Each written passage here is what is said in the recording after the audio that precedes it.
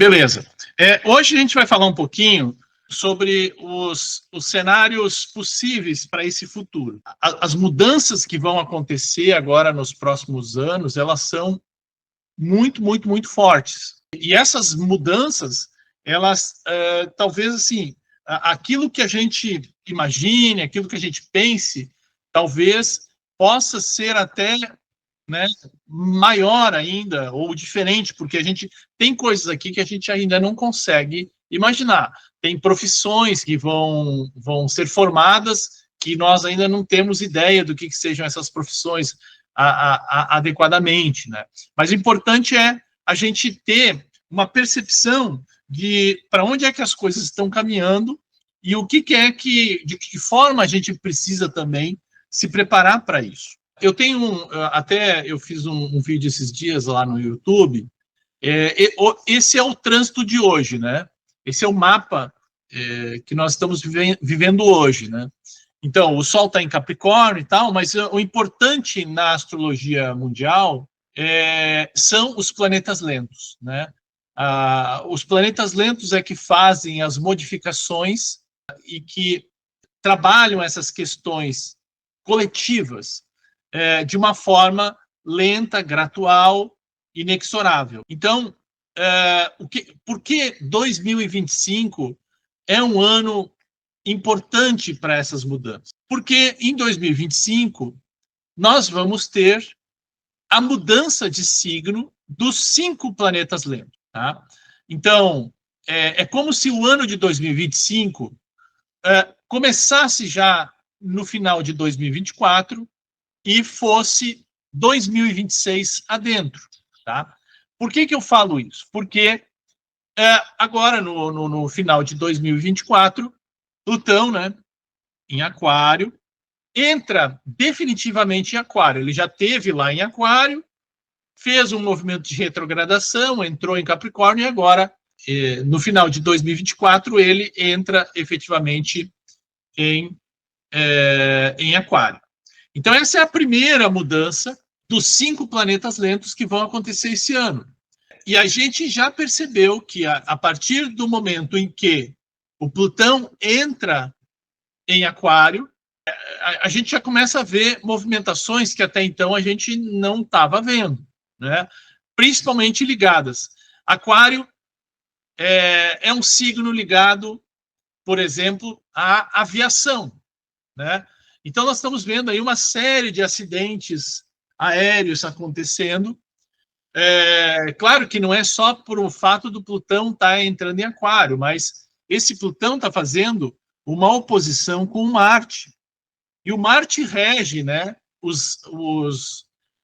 Marte rege os carros, Marte rege as máquinas, e Urano remete à regência do ar, né? Então, esta questão dos acidentes aéreos estarem acontecendo agora tem a ver, claro, com estas incidências, mas também tem a ver, e a maioria dos acidentes tem acontecido, por falta de uma percepção do elemento terra, que começa a se transformar num lado sombra, um lado em que só o que importa é obter dinheiro, o ganho ele precisa ser a qualquer custo, mesmo que isso diminua, né, o investimento feito em manutenção, em preservação das coisas. Então, é como se esta roda capitalista, essa roda do dinheiro, da ganância, do ter, extrapolasse de uma maneira que o que é importante é simplesmente o resultado final e não a forma como se chega lá. Bom, então claro, esse é um primeiro momento em que a gente está vendo isso, mas esse ano de 2025 ele é um ano muito significativo, porque, como eu falei, não é só Plutão que entrou num signo diferente. E quando um planeta lento entra num signo diferente, muda completamente a energia.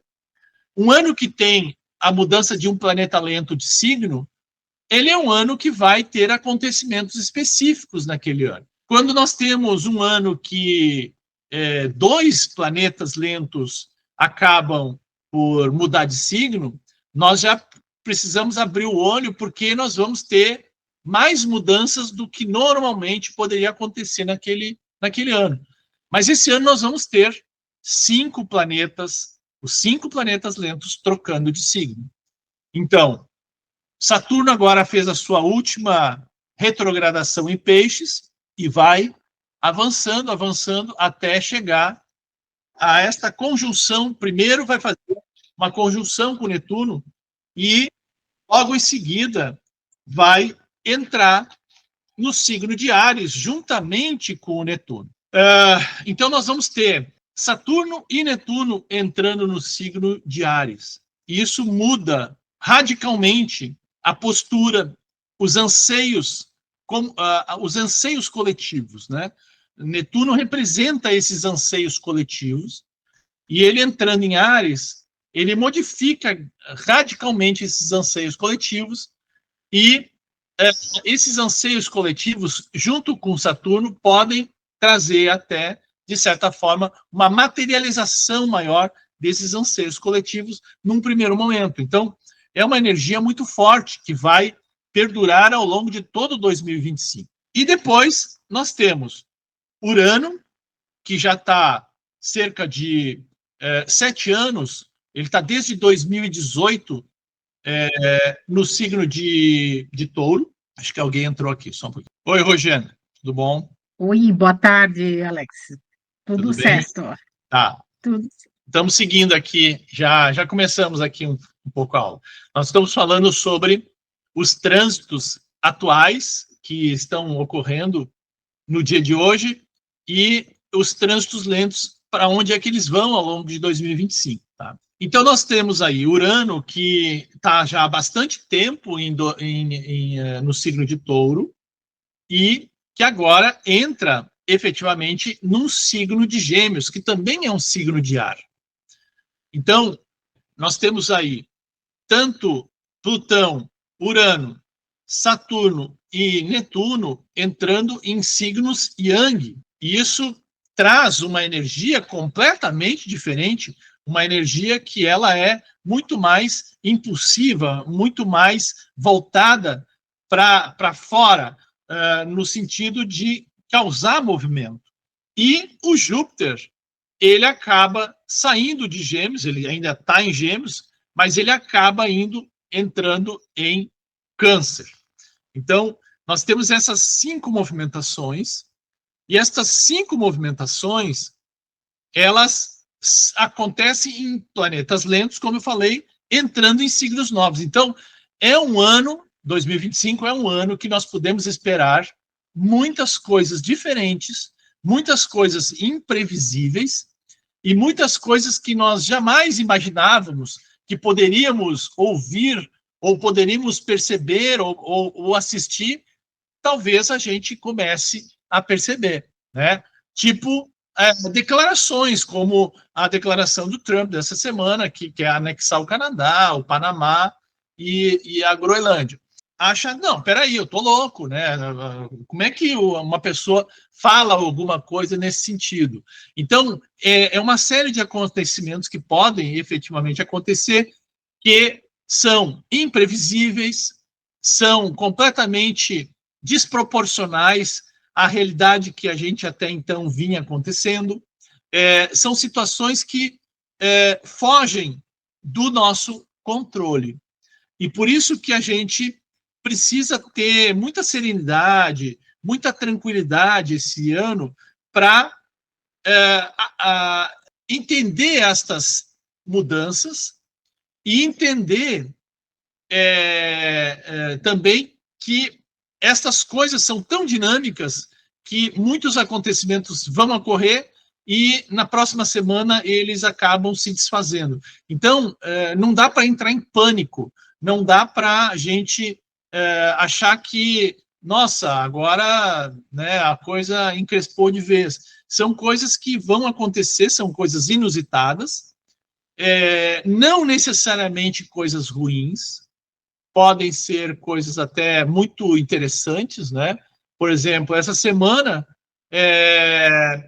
a União Soviética, a Rússia, né? A Rússia anunciou uma vacina contra o câncer. Aí tem gente questionando, a vacina funciona, a vacina não funciona, é importante isso, não é importante? Mas olha só, Plutão, o planeta que rege o câncer, né? Se nós vamos ver alguém que tem câncer, uma possibilidade de ter câncer, nós temos que olhar o Plutão do mapa dessa pessoa, né? E onde é que ele está transitando. Plutão rege essas questões relativas ao câncer. E Plutão entra em Aquário, ou seja, Plutão entra num signo que é altamente progressista, num signo que é altamente científico, e aí nós temos, talvez, uma notícia nova, uma novidade, que é uma vacina contra o câncer, que talvez não seja ainda, careça de comprovação, careça de uma série de avaliações com relação a seus riscos e benefícios, mas são notícias que acabam, de certa forma, também sendo interessantes e positivas, e representam claramente essas mudanças dos planetas lentos para os próximos signos. Então, o que a gente está agora, nesse primeiro momento, que por enquanto, só o Plutão entrou em Aquário, a gente começa a perceber situações que antes estavam camufladas, que não eram visíveis e que começam a transbordar para um nível, né, digamos assim, de visibilidade, de percepção, né? Quando o Zuckerberg, essa semana, anuncia que a Meta vai modificar completamente a sua política de verificação de fake news e se alinha a esse governo trumpista, né? Onde ele está falando sobre que isso era um meio de censura, isso tem a ver com uma liberdade de expressão, tá? Aqui eu não estou fazendo juízo de valor se isso é certo ou errado, mas a gente pode perceber que aqui tem valores que estão ligados a esse Plutão em Aquário, porque Aquário lida com a total anarquia, digamos assim, a total percepção de que as pessoas precisam ser livres, independentes para expressar suas ideias. E, claro, quem está acionando esse Aquário é o Plutão. E o Plutão é um planeta ligado a poder, é um planeta ligado a objetivos, muitas vezes, que a gente não tem a real dimensão desses objetivos. Muitas vezes esses objetivos são objetivos ocultos, são ligações de poder ocultas. Então, tem aqui, o que a gente pode perceber quando o Plutão é acionado também, essas questões que antes estavam ocultas, que estavam sobre um véu de segredo, começam a se mostrar de uma forma mais clara. Os posicionamentos começam a se tornar mais claros, mesmo que esses posicionamentos não sejam posicionamentos, digamos assim, politicamente corretos, ou então posicionamentos que nós gostaríamos de enfrentar. Então, são mudanças que estão acontecendo, e a gente precisa ter essa serenidade de entender o momento e lidar com esse momento de uma melhor maneira possível, senão a gente também enlouquece, tá? Então, por isso que 2025 é efetivamente um ano meio louco, né? E é que a gente tem que prestar bastante atenção. Tem uma outra coisa que é muito importante no ano de 2025, que agora, neste momento exato, isso não está ocorrendo, tá? Mas em vários momentos ao longo do ano, nós teremos esta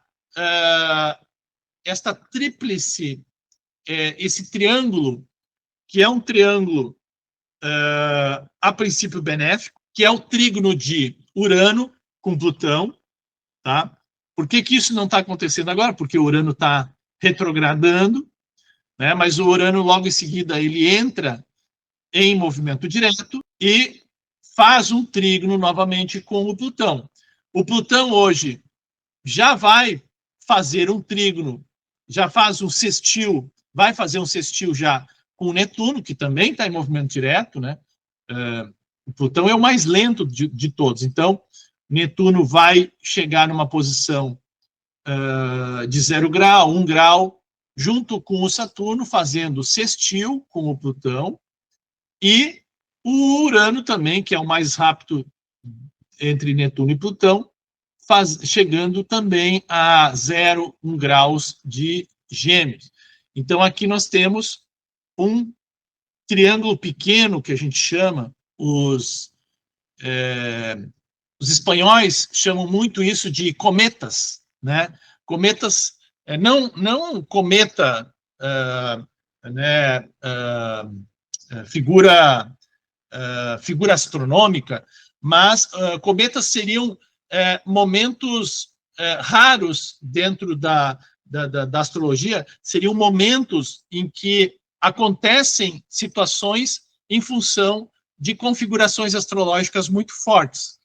E esse sextil, apesar de ser um sextil que muitos poderiam dizer assim, não, mas é um sextil positivo, porque, afinal de contas, são 2 sextis, um trígono, beleza. Só que nós temos que também levar em consideração que Urano, Netuno e Plutão são os 3 planetas geracionais, são os 3 planetas transpessoais, são os 3 planetas exteriores.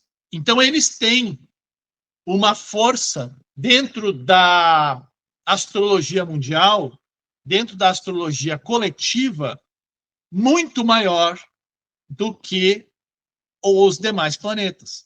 É como se eles fossem os grandões da turma, né? Aqueles que ninguém quer se meter porque eles são efetivamente muito poderosos. Às vezes um grandão incomoda, os outros estão mais quietos. Às vezes, né, um que estava incomodando, né, para de incomodar, aí o outro começa a incomodar. Mas o que a gente vai ver agora em 2025 é que, de uma forma ou de outra, esses 3 grandões se juntaram e estão, de certa forma, combinados, estão acertados, estão, né, em conluio. E essa movimentação e esses acontecimentos acontecem em função da geração conjunta desses três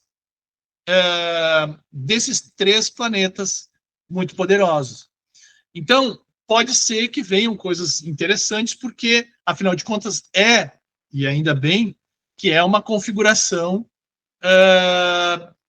mais benéfica.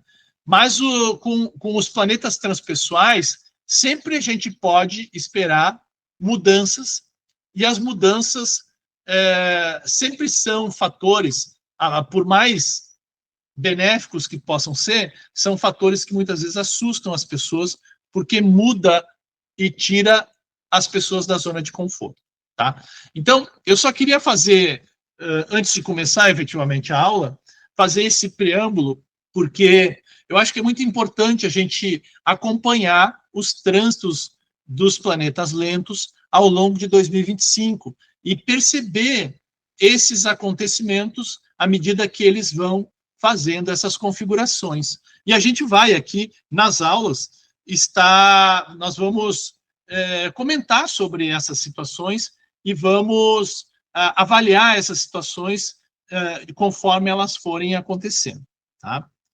Bom, então, só para a gente recapitular as 2 últimas aulas, eu tinha falado que um dos fatores que estão fazendo com que nós não só entremos na era de Aquário, nós vamos falar da era de Peixes e da era de Aquário na próxima aula, mas esta era de Aquário, tão falada, tão esperada, há muito já comentada, ela é em função de vários fatores. E o primeiro fator que a gente está estudando é o fator de que nós estamos enfrentando uma mutação entre o governo dos signos de terra para o governo dos signos de ar. E esse governo dos signos de terra para os signos de ar se dá através de dois planetas, que é Júpiter e Saturno. Por que Júpiter e Saturno? Porque Júpiter e Saturno são os senhores do tempo, tá?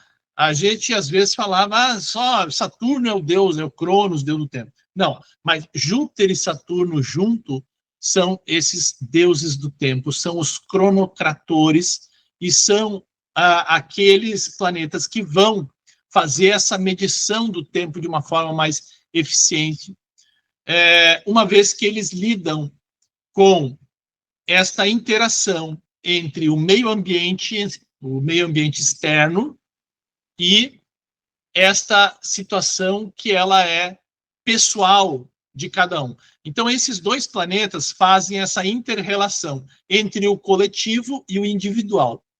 E esses dois planetas, então, que são esses cronocratores, eles estavam fazendo conjunções a cada 20 anos em signos de terra. E agora começam a fazer, então, conjunções em signos de ar. Isso muda completamente a maneira como a gente enxerga a realidade e começa a trabalhar os valores coletivos, tá? Então, essa nova era de ar, que agora dura 200 anos, tá? Assim como a era de terra durou 200 anos, é um processo onde nós estamos trocando todas essas orientações coletivas. E nós, né, a nossa geração foi a geração escolhida para enfrentar essa mudança ou estar na Terra no momento desta mutação. Tá? Então, nós somos testemunhas oculares da história, digamos assim. Tá? E, então, o Almuzamar, que era um astrólogo persa, foi o primeiro que falou sobre, né, essa definição do que seriam as mutações. E ele já percebia isso, essas mudanças significativas, quando esses dois planetas faziam essas mudanças de signo. Tá? Então, a gente falou também um pouco da transição da Terra, né, desse elemento terra para o elemento ar. E que esse processo de mutação, então, ele vai levar agora cerca de 20 anos para acontecer, e que começou em 2020 e que vai finalizar em 2040. Tá? Bom, mas assim, o que é que a gente já percebe que está acontecendo? Como é que a gente já percebe que está ocorrendo essa mutação? Né? A primeira situação é a questão da virtualização do ser humano. Então, cada vez mais, e a gente percebe que nós, indivíduos, estamos cada vez menos nos relacionando em loco com as pessoas, né, fisicamente com as pessoas, e cada vez mais estamos nos relacionando com pessoas através de elementos virtuais. Esta virtualização do ser humano, ela é uma coisa que cada vez vai se tornar mais frequente dentro da nossa sociedade, né? Então, a nossa identidade com isso também muda, porque as pessoas passam a perceber quem nós somos através das nossas imagens e através das nossas ideias na rede. Então, as pessoas já não são pessoas que são avaliadas por determinados comportamentos que o outro que está fisicamente percebe. Aqui existem imagens e ideias que poderão ser verdadeiras do indivíduo ou poderão ser não realistas da identidade daquela pessoa. Então, a gente já está vendo isso, né? Enfim, aquele grupinho de WhatsApp, ou então, né, as postagens que a gente vê no Facebook ou então no Instagram, as pessoas sempre felizes, as pessoas sempre alegres, as pessoas conquistando as suas coisas, mas muitas vezes a gente não enxerga tanto o lado triste, o lado podre, o lado emocional, né, dessas pessoas. Todas essas questões começam a mudar drasticamente, né? As nossas imagens, como eu falei, elas já não são mais imagens reais, elas são imagens que são mais ou menos artificiais. Nós hoje podemos pegar uma foto e colocar uma foto com ou sem filtro. Essa situação do filtro acaba modificando e trazendo a imagem da pessoa, né, imagem que eu digo tanto visual como a imagem pessoal dessa pessoa, de uma forma completamente diferente. Tá? E aí eu não estou querendo fazer questão de valor, se isso é positivo ou negativo. É o que vai acontecer. Né? Assim também estão acontecendo com relação às compras, né? As compras online. Eu me lembro que eu trabalhei no varejo, né? E eu trabalhei muito tempo em gestão corporativa, e eu me lembro que era o ano de 2000, 2001, quando a minha empresa decidiu fazer o primeiro modelo de compra online. E esse modelo de compra online era um híbrido entre compra online e catálogo, né? Porque as pessoas ainda tinham muito medo de fazer as compras online e serem fraudadas, né? As compras não chegarem, as peças não servirem. Então, hoje, tem toda uma estrutura e as pessoas já começam a se familiarizar e a se acostumar a fazer compras online. Talvez ainda não de tudo, mas de grandes coisas que acontecem de compras, né? Esses dias eu estava falando com o síndico aqui do meu prédio e ele falou o seguinte, que o meu condomínio aqui, nesta rua que eu moro aqui, é o prédio que mais recebe compras online, né? E o volume de compras online ele é muito grande. E hoje antigamente a gente tinha só o Mercado Livre. Hoje tem o Mercado Livre, tem o FedEx, tem, né, lojas específicas que fazem as suas próprias entregas, tem a Amazon, tem uma série de empresas que fazem esse tipo de entrega. Então, esse tipo de situação cada vez se torna mais e mais comum. Então, nós temos aí criptomoedas, né? Ou seja, cada vez mais o dinheiro físico, o dinheiro de papel já não funciona mais. Às vezes a gente vai no mercado e não leva nem mais a carteira, mas tem que levar o celular, né, para fazer um Pix, para passar o cartão de forma virtual. Então, esse tipo de situação são situações que nós vamos nos acostumando, né? Ou necessitamos nos acostumar e necessitamos integrar isso para não ficar para trás, tá? Então, isso é muito interessante isso. Esses dias eu até fui numa padaria e paguei com dinheiro e dizendo, vocês trabalham ainda com dinheiro, né? Brincando com eles, né? Porque cada vez mais a gente não tem mais dinheiro físico na carteira. Tem cartão de crédito, tem um celular ali para fazer o Pix e tudo mais. Né? A mesma coisa acontece com as NFTs, né, que são imagens, são arte, são coisas que não são fungíveis, né, e não são materiais. Né? Então, teve aí, uns tempos atrás, a febre dos macacos, né? Os macacos na internet, tinha empresas comprando tudo e qualquer tipo de imagem sobre macaco.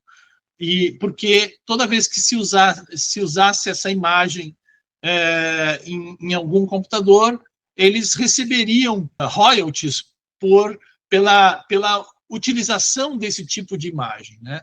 Então, esse tipo de negócio é um negócio ainda que para muitos é completamente desconhecido, mas que gira cada vez mais um mercado bilionário, que a gente às vezes nem tem conhecimento sobre isso. Bom, então, o que está acontecendo, e isso vai acontecer cada vez mais rápido a partir agora do momento em que não só o Plutão está em Aquário, mas o Urano entra em Gêmeos, é o desligamento real, né, dos objetos, né, o desligamento real ou físico dos objetos. Tá? Então, a gente acaba se desligando disso. Isso começou lá em 1980, quando o Júpiter e o Saturno fizeram a primeira conjunção em elemento de ar. Tá? Então, isso é uma coisa que acontece sempre. Júpiter e Saturno, por 200 anos, fazem conjunções sempre em signos de terra. Então, ele faz uma conjunção no signo de Touro, depois ele vai para Capricórnio, depois ele vai para Virgem, e assim ele vai, essas conjunções vão alternando a cada 20 anos. Aí, quando está no final desse ciclo, quando é que a gente sabe que é o final do ciclo? Quando Júpiter e Saturno fazem uma conjunção no próximo elemento, ou seja, no caso aqui, o elemento ar. Isso aconteceu lá em 1980. Depois dessa conjunção, de 1980, Saturno e Júpiter voltaram a fazer ainda conjunções nos signos de terra. Mas aqui já começa a haver indícios de uma mudança. E lá em 1980 foi exatamente o momento em que começou essa virtualização, começou todo esse movimento em função dos computadores, em função dos sistemas. Tá? Então, e agora, em 2026, porque o Urano ele vai entrar em Gêmeos, aí depois ele vai fazer uma retrogradação, volta para Touro, mas ele entra definitivamente em Gêmeos em 2026, nós vamos perceber esse salto quântico com relação a esta área de informação. E assim, é um salto quântico. Tá? Assim como aconteceu lá, quando entrou na época do elemento Terra, nós tivemos um salto quântico no que diz respeito à Revolução Industrial. Né? Foi a invenção do vapor, foi a invenção das primeiras máquinas industriais, e que houve efetivamente uma revolução muito grande naquele momento. Então, é isso que nós precisamos prestar atenção. E com isso, né, nós também começamos a perceber que todo um sistema político e econômico que foi definido nesses 200 anos de Terra, ele começa a se desfazer também, tá? Aí alguém aí pode perguntar assim, pô, peraí, mas o que a gente está vendo, às vezes, é uma exacerbação até desta questão do sistema econômico, né? Do sistema político, né? Nunca antes da história desse país se ouviu tanto falar sobre capitalismo, neoliberalismo, comunismo, socialismo, né? E tantos ismos assim, como coisas, né? Puxando cada um para um lado, né? Como se não houvesse outro tipo de situação. Então, a gente já viu isso em outras aulas, que por um breve momento parecia que o capitalismo era o sistema econômico que era o único vigente, né, e capaz de sobreviver, mas a gente vê que o que está acontecendo agora é que existe essas polarizações e essas discussões intermináveis sobre o que é melhor e o que é pior, e demonizando o lado contrário, porque isso é também uma percepção de um final de um ciclo. Então, há um esforço último, um espasmo, no sentido de manter ainda aquele tipo de ordem. quando na realidade aquilo está se desfazendo e vai se desfazer um pouco mais cedo ou um pouco mais tarde, né? Então, e o que a gente tem agora é exatamente esta percepção, né, de que tanto faz o sistema econômico, o sistema político que a gente está vivenciando, porque todos esses sistemas eles estão obsoletos e estão altamente entranhados em corrupção. Então, por um lado, os governos, os sistemas políticos estão completamente falidos, porque o Plutão também, de certa forma, tira dos bastidores todos esses conchavos, todos esses conluios que aconteciam e trazem à luz da informação, né? A internet hoje, ela não poupa ninguém, então, aquilo que antes era combinado de uma forma velada, hoje, alguém está sempre gravando, alguém está sempre divulgando isso, ou tem meios de descobrir isso. E isso traz, né? Então, esse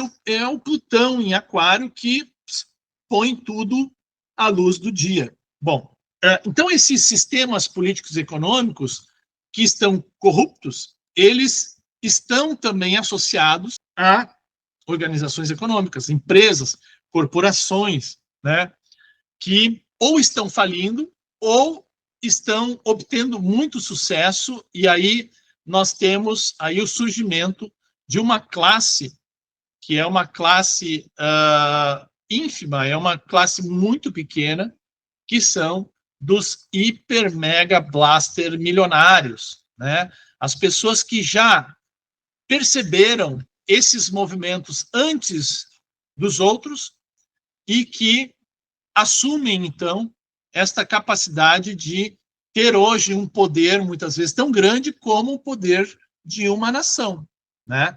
Então, esse exercício personalista e centralizador do poder, seja esse poder econômico, seja esse poder político-governamental, tá? Então, nós temos hoje, se a gente olhar hoje na mídia, a gente vai ver que as lideranças hoje do mundo, e parece que por isso que o mundo vai acabar, né? As lideranças que a gente tem são, efetivamente, de psicopatas, narcisistas, pessoas imaturas, caprichosas, né?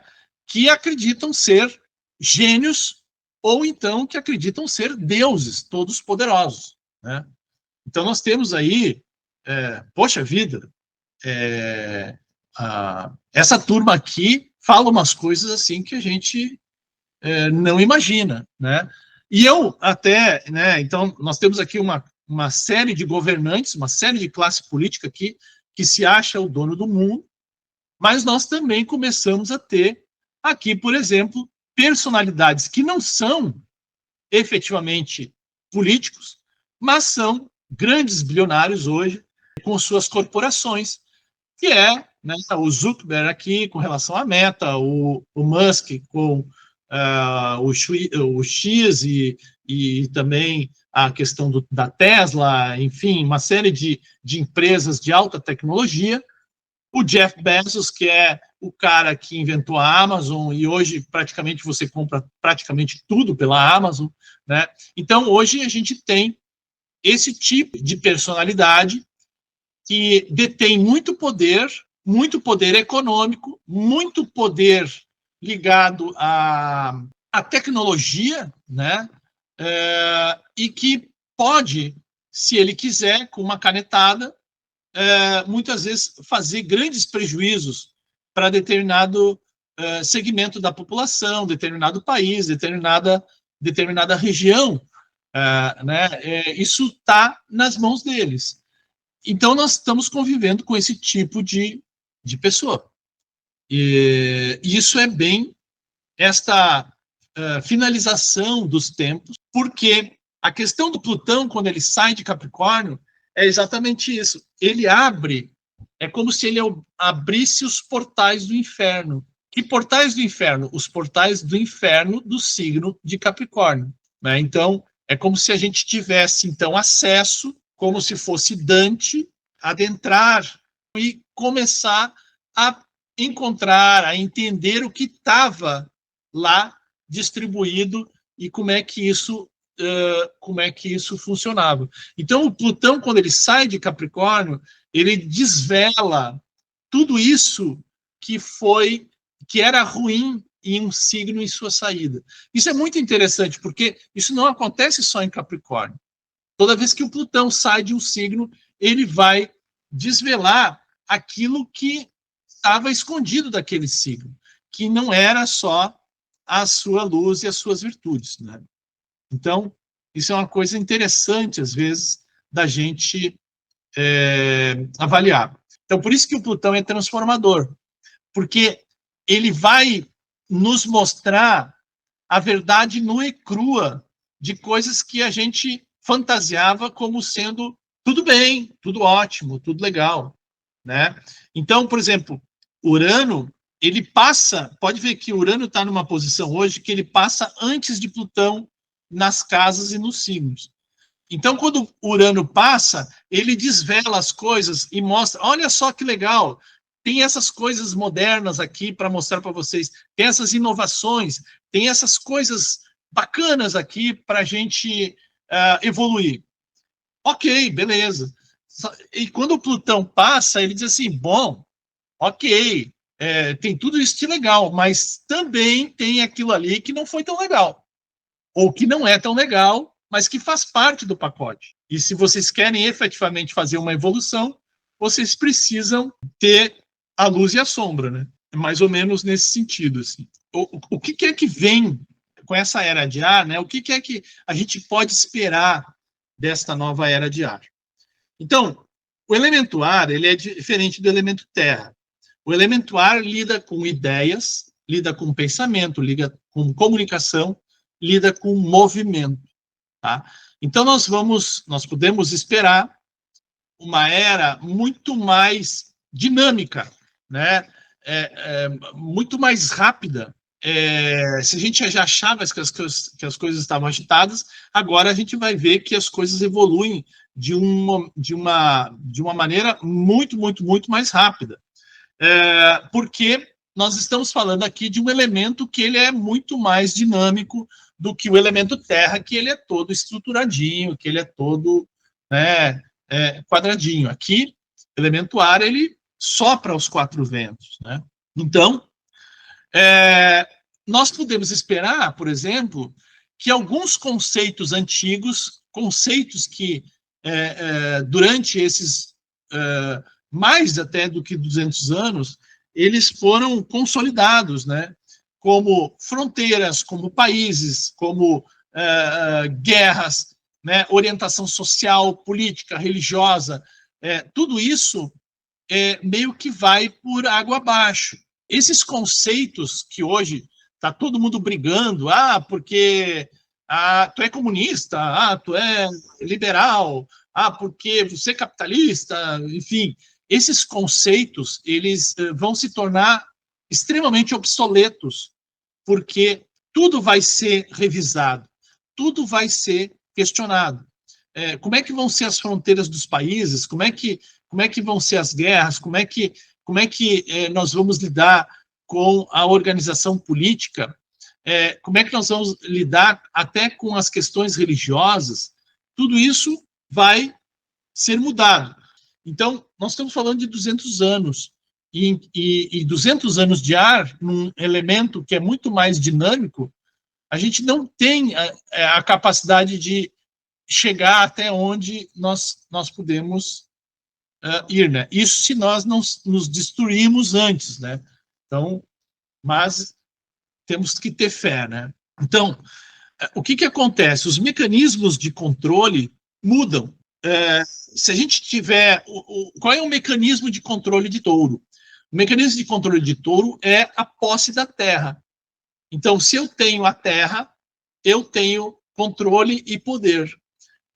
Através da terra, eu posso plantar, através da terra, eu estabeleço os limites da minha propriedade, eu estabeleço qual é o valor dessa minha terra, né? Se ela é mais produtiva, se ela é mais improdutiva. Então, o signo touro lida com o controle do território. E Agora nós vamos ter um signo fixo de ar, que é um signo de Aquário. E aí o controle não vai mais ser tanto por território, mas vai ser mais pelos ideais coletivos, pela manipulação do politicamente correto ou incorreto.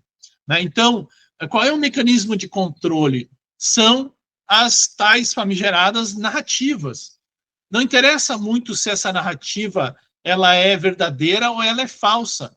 O importante é que a narrativa permita controlar as pessoas através desse tipo de ideia. Olha a diferença dessa questão de controle. O mecanismo de controle de virgem é a eficiência. Né? Então, quanto mais eficiente, quanto mais ajustado as coisas, melhor. E o mecanismo de controle de Gêmeos é a informação e a transmissão. Então, eu tenho controle, não se eu tenho, digamos assim, uma fábrica que produz de forma eficiente e produtiva e produz uma coisa que esses tempos eu vi na Europa e que eu fiquei assim chocado, que é uma loja só de patinhos de borracha, né? E aí eu me lembrei daquele container de patinhos de borracha que caiu no mar e que o mar ficou poluído de patinhos de borracha. Então, assim, o que tem a ver o patinho de borracha? O patinho de borracha, ele é um produto que foi produzido de forma eficiente e de forma tão barata que ele é consumido, ele pode ser vendido a rodo.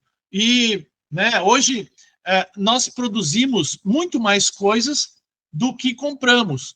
E muitas vezes a gente tem que destruir aquilo que foi criado para que haja valor por aquela demanda.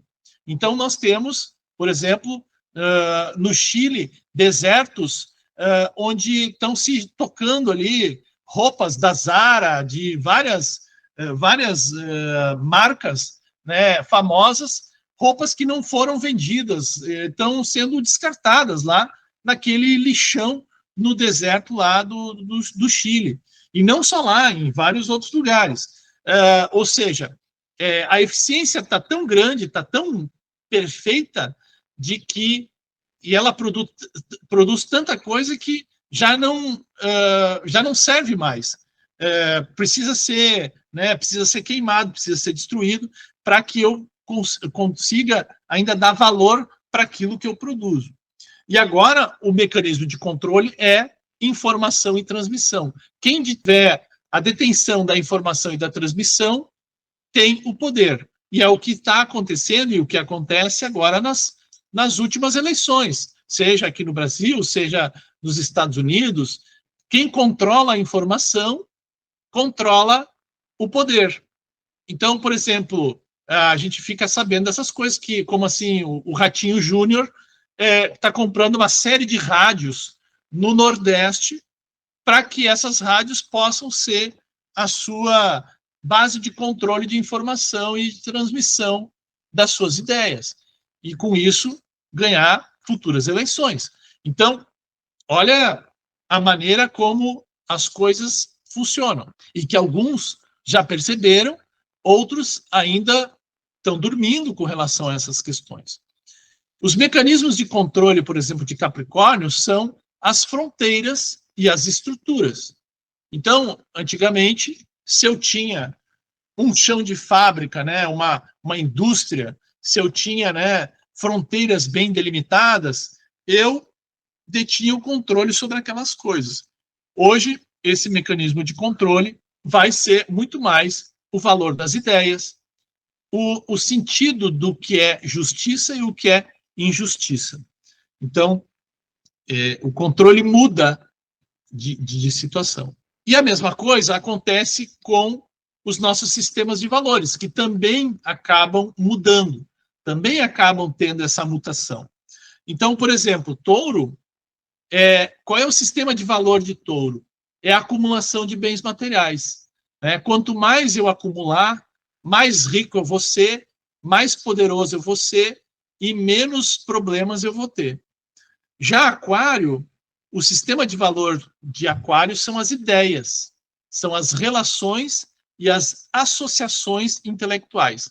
Então, eu ganho, né, com inovação, eu ganho com ideias diferentes, eu ganho com capacidade de me associar a outras pessoas que são capazes, que são criativas, que são comunicativas, para gerar valor. Então, já não interessa quanto bem eu tenho, interessa quais são as minhas ideias, porque as ideias é que vão fazer com que as coisas efetivamente mudem.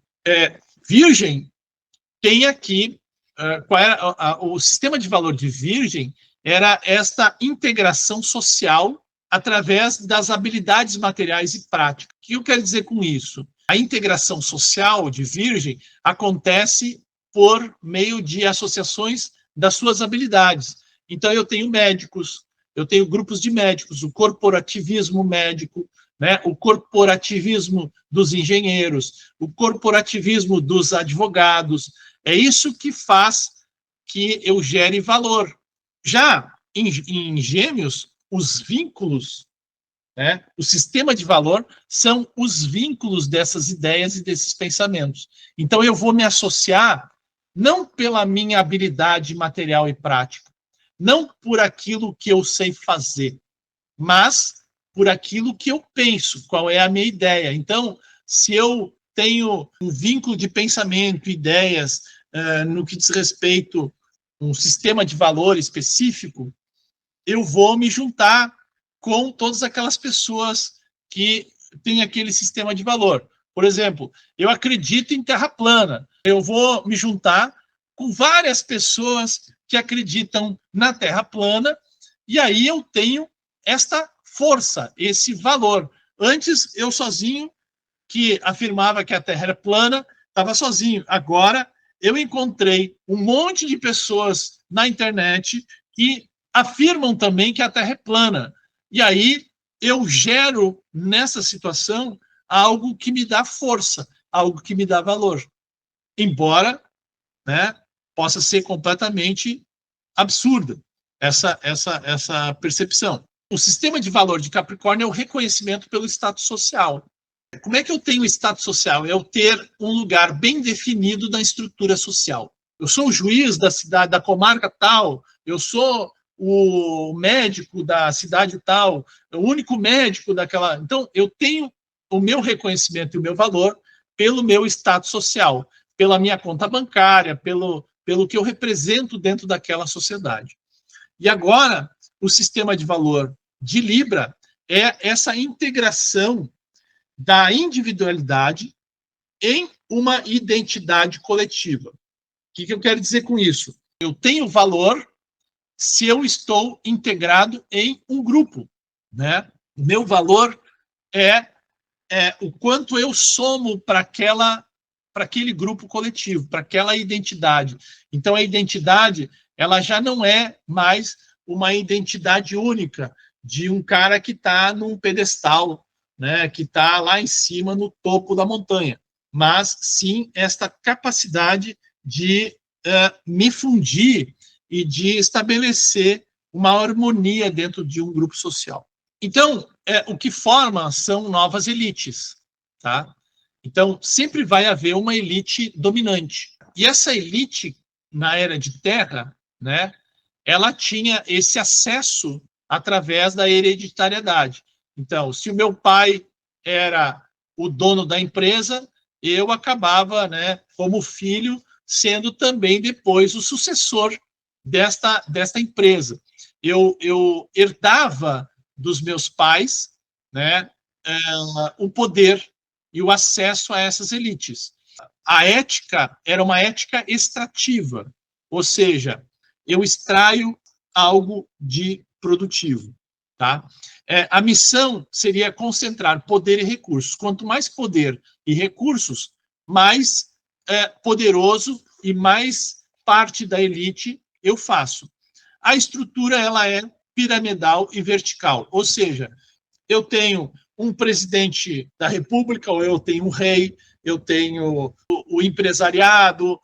Então, eu tenho uma estrutura piramidal e vertical que ela digamos assim, estruturada em qualquer local, né? Isso faz parte do governo, isso faz parte dos órgãos burocráticos, isso faz parte das empresas, isso faz parte, inclusive, até no que diz respeito às famílias, né? Então, é o pai, a mãe, os filhos, o vô, a avó, enfim, é uma estrutura, ela é piramidal e vertical. E a comunicação, ela é sempre de cima para baixo. Manda quem pode, obedece quem tem juízo. Então, essa comunicação, ela é através de ordens e de condicionamento. Agora, as elites de ar vão ser elites em que o acesso vai se dar não pela questão hereditária, mas pela questão da capacidade do talento da pessoa.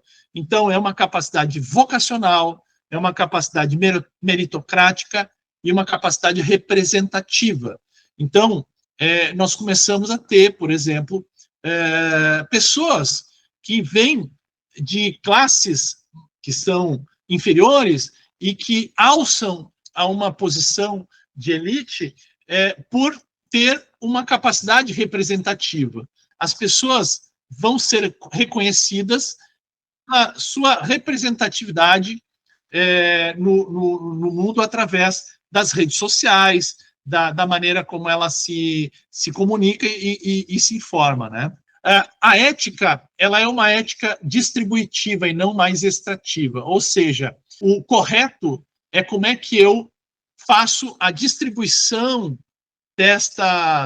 desses valores de forma a criar, de certa forma, uma igualdade. A gente não pode se esquecer que Aquário é um signo de igualdade, de interação com meios que permitem uma distribuição maior da renda e dos recursos. Tá? Então, a ética ela é distributiva, e distributiva em vários aspectos, não só nesse aspecto aquariano, mas no que diz respeito a onde é que está o poder da elite. Se a gente pegar o dono da Amazon, o que ele faz? Ele produz algo? Ele não produz nada, ele simplesmente criou uma rede de distribuição, de venda de produtos. Ele distribui, né, os produtos pelo mundo inteiro de uma forma rápida e eficiente. Então, isso é uma maneira diferente de fazer esse tipo de trabalho. A mesma coisa acontece com, por exemplo, o caso do Facebook ou da Meta. Ele integra as pessoas de uma maneira que elas possam se conectar. Bom, a missão aqui não é concentrar o poder, mas distribuir, né, poder e recursos. Então, eu tenho uma percepção de que o poder não é centralizado, mas o poder é em rede, o poder é interconectado com outras pessoas. E essas outras pessoas me permitem acessar recursos que eu não tenho e distribuir recursos que eu tenho para os outros. Então, eu tenho aqui uma ligação de troca, né, muito mais ágil, e com isso todos acabam ganhando. Então, a estrutura não é piramidal vertical, mas é uma estrutura em rede, é uma estrutura horizontal. E aí a gente começa a perceber isso também começa a funcionar até, por exemplo, no caso da família. As famílias, hoje em dia, elas não são mais essas estruturas, né, tradicionais do pai como cabeça da família, depois a mãe como dona do lar, os filhos. Hoje nós temos uma estrutura familiar que ela é muito mais diversificada, onde muitas vezes o pai não existe, né, a mãe é a cabeça da família, ou então, muitas vezes, a avó, que é aposentada, ela é a matriarca da família, porque tem uma pensão ou então tem uma aposentadoria, enquanto que o restante da família não tem. Muitas vezes, esses filhos são de pais separados, ou então tem madrastas, tem padrastos, tem né, padrinhos. Essa estrutura familiar, ela é muito mais uma estrutura horizontal, onde muitas vezes eu tenho, né, tios e primos convivendo entre si, e está tudo bem, né? E, por fim, a questão da comunicação, que ela era uma comunicação de cima para baixo, e agora é uma comunicação onde eu lido com uma busca pela igualdade dessa comunicação, uma comunicação de rede, onde o que importa é o debate, né? É a discussão das ideias, é um momento em que eu possa encontrar os melhores caminhos através de um brainstorm, de uma busca de solução compartilhada, ao invés de uma ordem única e simples, tá? Então, esses são alguns conceitos que começam a se formar cada vez de forma mais forte. Então, a descentralização, esta é uma palavra-chave para Aquário. A descentralização é exatamente essa malha em rede, e não uma malha onde nós única e exclusivamente teremos um ponto central, né? Mas sim esta capacidade de descentralizar. Então, como eu falei, o território, o que vai ser mais importante, o território ou o espaço, tá? Então, esse espaço, ele começa a se tornar muito mais importante do que o próprio território. Hoje nós estamos aqui tendo uma aula, de novo, né? Eu estou em Porto Alegre, vocês estão em outras cidades, e o espaço já não é mais, desculpe, o território, né? A questão física já não é mais importante para que a gente estabeleça a conexão.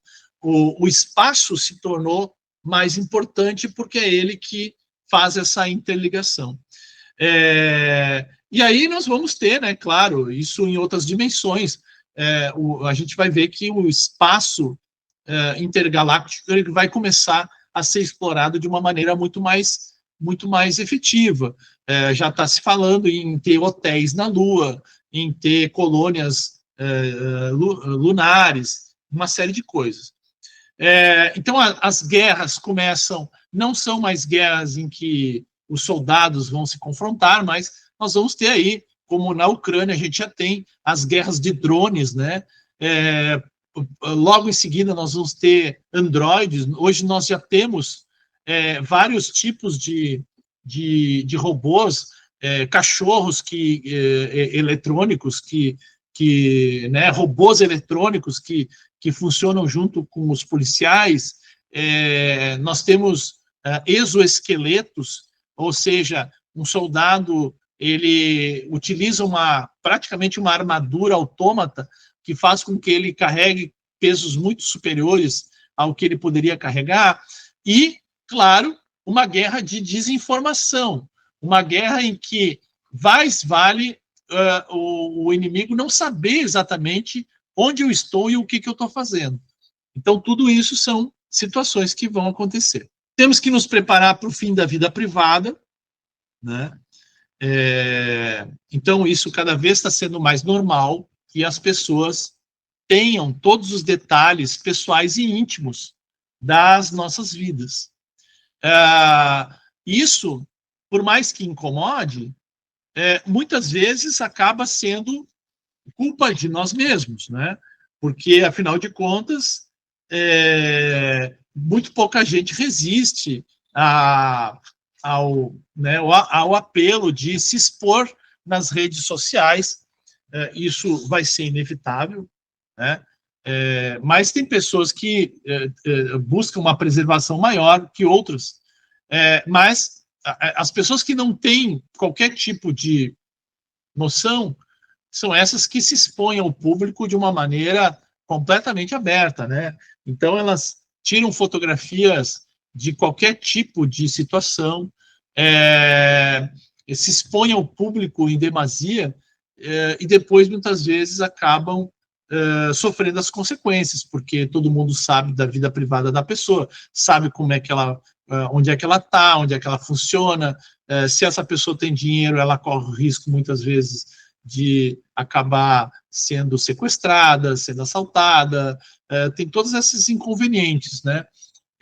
Mas, mesmo que a gente seja um pouco mais, digamos assim, discreto e busque uma preservação maior, mesmo assim, esta vida privada ela está cada vez sendo mais vigiada, porque os algoritmos, eles hoje sabem tudo o que nós expressamos, inclusive os nossos desejos, né? Então, muitas vezes hoje, eu vejo aqui em casa, nós estamos ali conversando, a família está conversando, aí nós falamos sobre um determinado produto, e aí os celulares começam a mostrar várias propagandas com relação àquele determinado produto.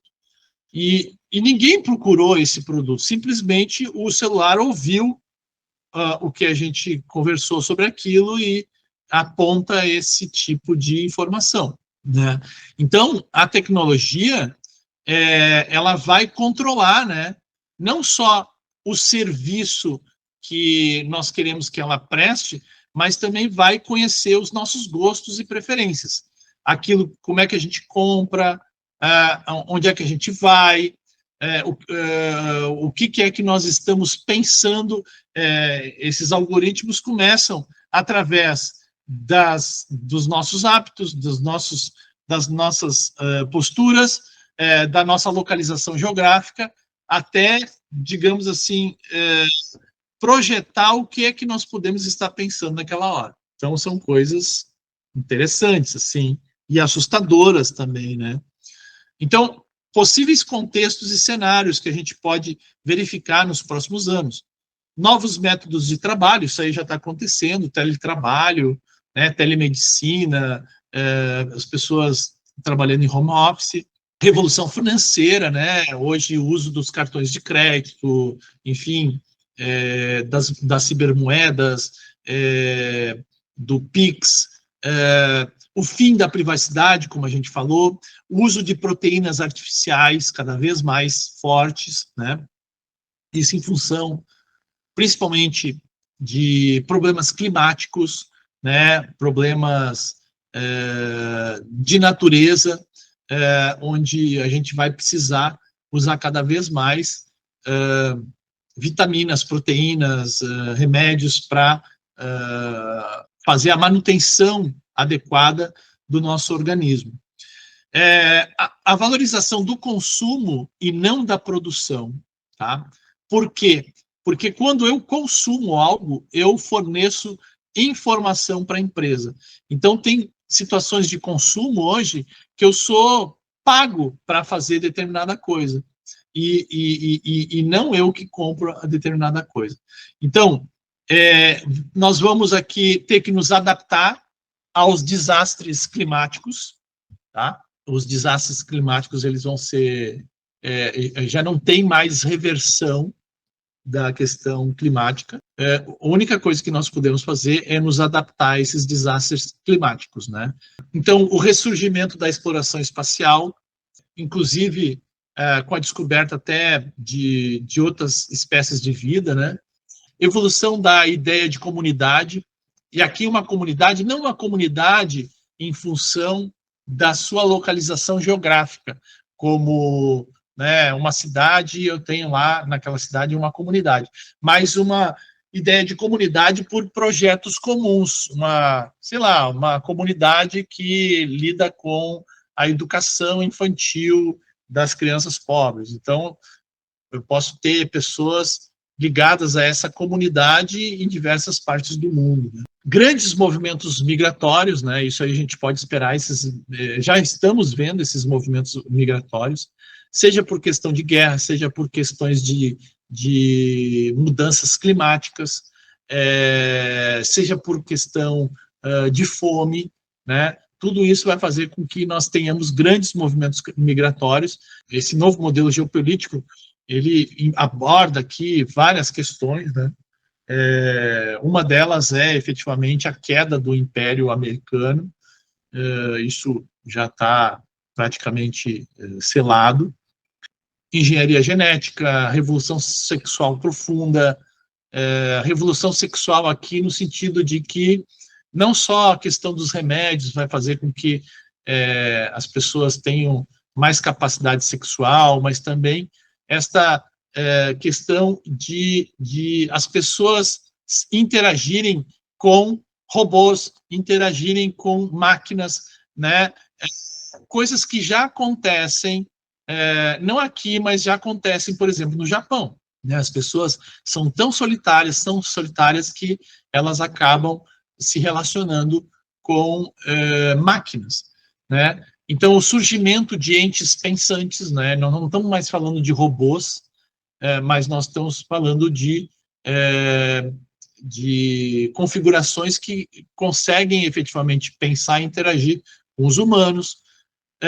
Nós vamos ter o império das energias limpas, né? Nós vamos buscar efetivamente, finalmente, mais energias limpas. Nós podemos esperar um inverno demográfico, ou seja, uma redução da taxa de natalidade. Nós não podemos esquecer que o signo de Leão é um signo relacionado a filhos, ao orgulho de ter uma determinada prole, e o signo de Aquário é o contrário. É uma aversão a filhos e um culto ao individualismo. Então, quer seja pelas dificuldades econômicas que vão começar a acontecer, quer ser por desastres ecológicos e climáticos, quer ser por a postura do comportamento das novas gerações. Então, tudo isso vai fazer com que a população vá diminuir bastante. E, claro, o fim da televisão, né? Praticamente hoje as pessoas já não assistem mais televisão. Então, na próxima aula, a gente vai falar sobre a Era de Peixes e a Era de Aquário. Então, eu vou explicar direitinho o que aconteceu na Era de Peixes, por que é a Era de Peixes, né? As características da Era de Peixes, quais são as características da Era de Aquário que a gente está entrando. Então, essas coisas todas acabam sendo coisas que nós vamos discutir na próxima aula.